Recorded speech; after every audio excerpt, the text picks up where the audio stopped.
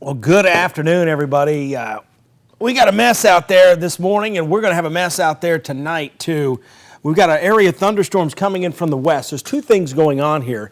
We've got the front itself just south of Nashville, and it's going to collect this big complex of storms that's coming in from the west.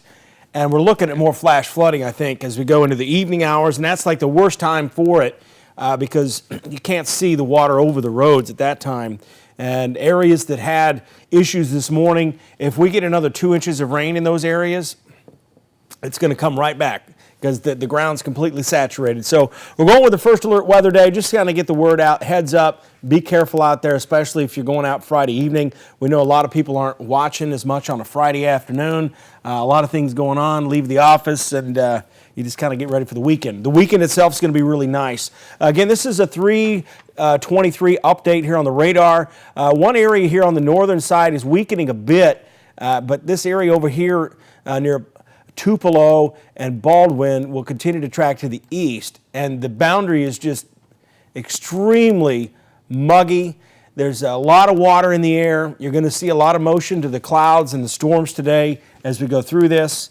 And again, more importantly, if we get these boundaries setting up, we're going to have some flash flooding out there. So severe thunderstorm watch through 9 o'clock tonight. I think the storm threat should be going down around 9 or 10 o'clock.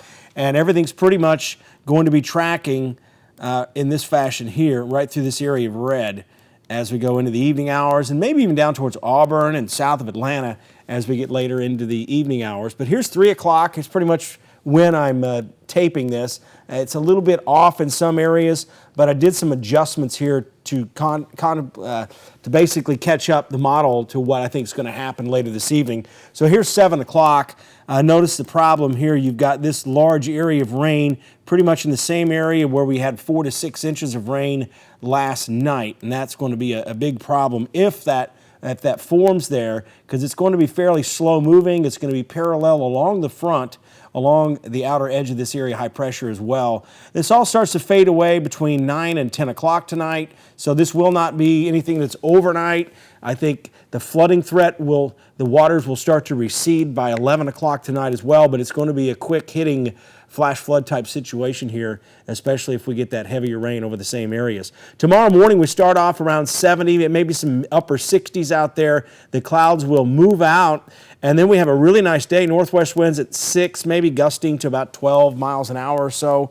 And by 4 o'clock, we're in the low to mid 80s, so it's going to be perfect out there tomorrow evening. So if you got plans out there tomorrow evening, it's going to be fantastic. Current temperatures as of 3:25, near 90 degrees. This is going to be plenty of fuel out there to support those stronger storms. So again, have a good weekend. The weather's going to be nice, but stay safe out there tonight, especially when it comes to rising water.